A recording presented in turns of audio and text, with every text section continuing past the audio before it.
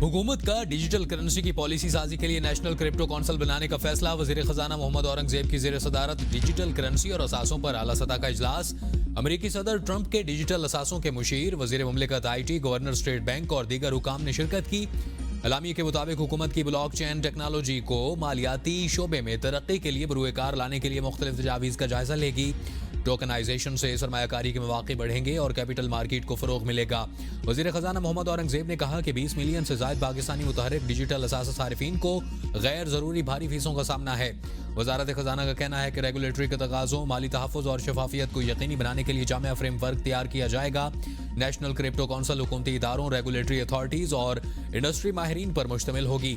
Crypto council आलमी मयार के ज़वाबित और बैनुल-अक़वामी डिजिटल मईशत के मुताबिक बनाने की तजवीज़ देगी। डिजिटल असासों पर कौमी मुफादात, फैटफ गाइडलाइंस और आलमियाती मालियाती उसूलों के मुताबिक पॉलिसी मुरतब की जाएगी।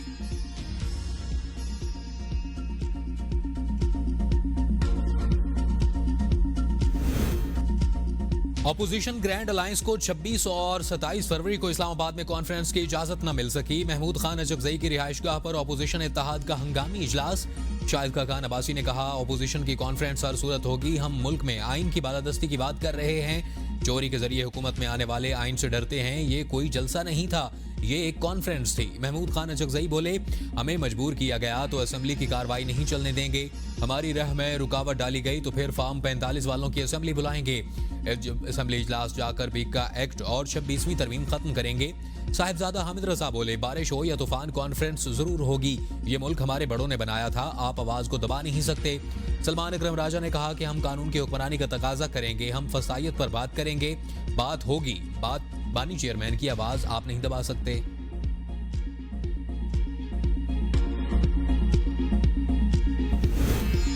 अपोजिशन जमातों की कोई अलाउंस बनाती है तो इससे बेहतरी आएगी। मुशीर वजीर आजम राना सनाउल्लाह कहते हैं कि PTI अगर मौलाना के साथ मिलकर एहतजाज करती है तो ये अच्छा होगा। चीफ जस्टिस की हुकूमत और अपोजिशन के साथ मुलाकात पर एतराज नहीं होना चाहिए।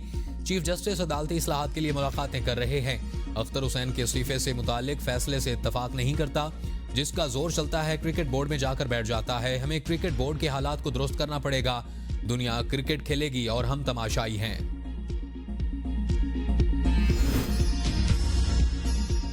शाहिद खाकान अब्बासी की जमात पार्लियामेंट में नहीं, हुकूमत अपने इत्तेहादियों के साथ मजबूत पोजीशन में है। बैरिस्टर अकील की ABN न्यूज के प्रोग्राम सवाल से आगे में गुफ्तगू। कहा, मौलाना फजलुर रहमान के साथ PTI की बातचीत चल रही है। मौलाना फजलुर रहमान माजी में हमारे इत्तेहादी रह चुके हैं। हमें PTI वाले कहते हैं जाली मैंडेट वाली हुकूमत है, मुज़ाकरात करने हो तो हमारे साथ बैठने के लिए तैयार हो जाते हैं।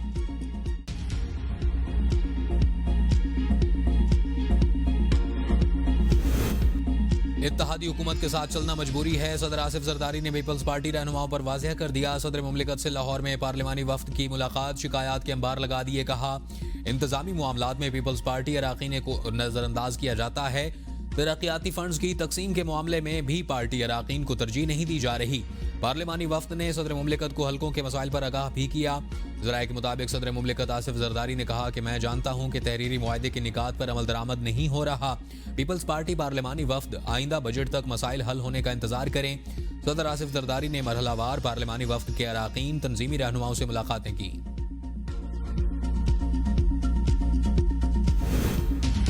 विफाकी काबीना में तौसी का फैसला, 4 नए वज़रा शामिल किए जाने का इम्कान। हलफ बर्दारी 27 फरवरी को होगी। ज़राए के मुताबिक मुस्लिम लीग नून के हनीफ अब्बासी और तारिक फजल चौधरी, बलोचिस्तान अवामी पार्टी के खालिद मगसी और मुत्तहिदा कौमी मूवमेंट के मुस्तफ़ा कमाल को विफाकी काबीना में शामिल करने का फैसला किया गया है।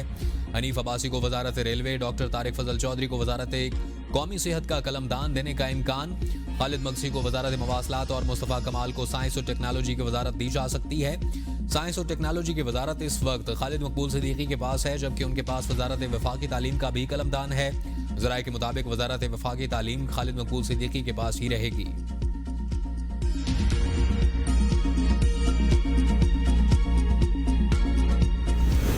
आर्मी एक्ट में तरमीम के मुताबिक गठजोड़ साबित होने पर सिविलियन का ट्रायल हो सकता है। फौजी अदालतों में सिविलियन ट्रायल फैसले के खिलाफ अपीलों पर समाअत के दौरान जस्टिस मुसरत हिलाली के रिमार्क्स। कहा, गठजोड़ साबित होने पर ट्रायल का मतलब मुल्जिम का स्टेटस नहीं, जुर्म देखकर ट्रायल होता है।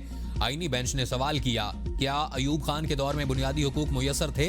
जस्टिस मोहम्मद अली मजहर ने कहा कि आपने कहा फौजी अदालतों में इख्तियारात इस्तेमाल नहीं कर सकती, अब कह रहे हैं फौज अपने लोगों तक ये इख्तियार इस्तेमाल कर सकती है, सिविलियन पर नहीं।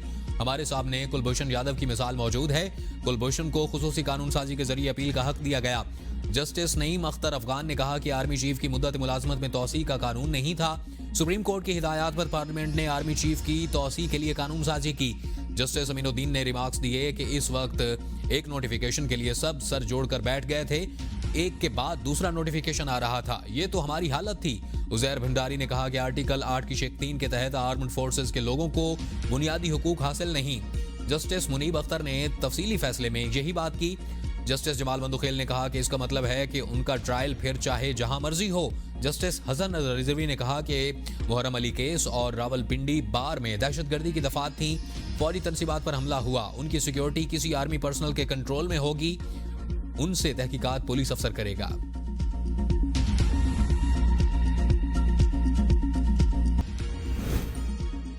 वजीर आजम शहबाज शरीफ का अजरबैजान के बाद उज़्बेकिस्तान का दौरा। नायब वजीर आजम इसहाक डार, वजीर इत्तलात अता तारड़ और जाम कमाल वजीर आजम के हमरा हैं। वजीर आजम शहबाज शरीफ अजरबैजान का दौरा मुकम्मल करके बाकू से ताशकंद पहुंचे।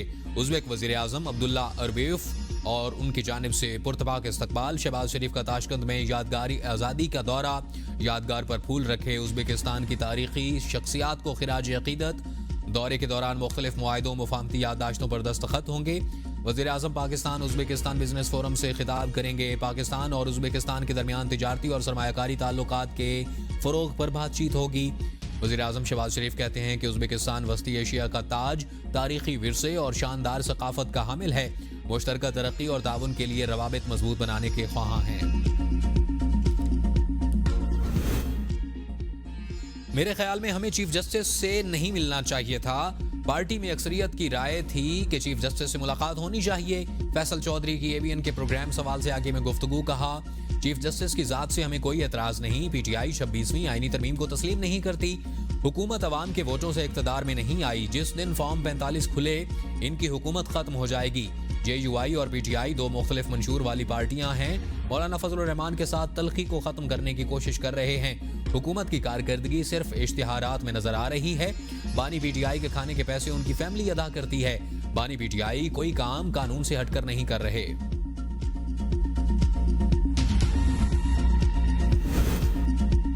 अमेरिका की मिन्नतें की जा रही हैं, माई बाप हमें बचाओ। एहसन इकबाल ने पीटीआई की आदत पर तंज के तीर चला दिए। कहा आज जो जेलों में हैं उनकी चीखें निकल रही हैं, वो अमेरिका के पैरों में पड़े हैं। उन्होंने कहा कि मैंने अमेरिका में तालीम हासिल की, माजी में जेलें काटी, कभी अमेरिकी कांग्रेसमैन की मिन्नतें तरले नहीं किए, बल्कि झूठे केसेस से बरी होकर बाहर आए।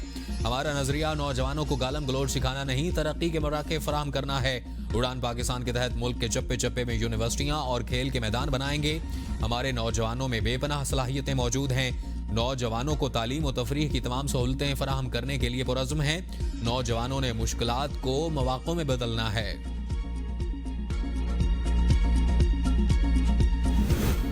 सलमान अकरम राजा की अडियाला जेल में बानी पीटीआई से मुलाकात। कहते हैं कि बानी पीटीआई ने केपी सदर पर एतमाद का इजहार किया। बानी पीटीआई की अहलिया से मुलाकात नहीं कराई जा रही। चीफ जस्टिस को खत लिखकर सूरत हाल से आगाह करूंगा। लोगों को पकड़ा जा रहा है। हर रोज पंजाब में नया वाकया सामने आता है। हम पाकिस्तान के हर मजलूम के साथ खड़े हैं। बानी पीटीआई को दौरा सिंध के बारे में तफसील से बताया।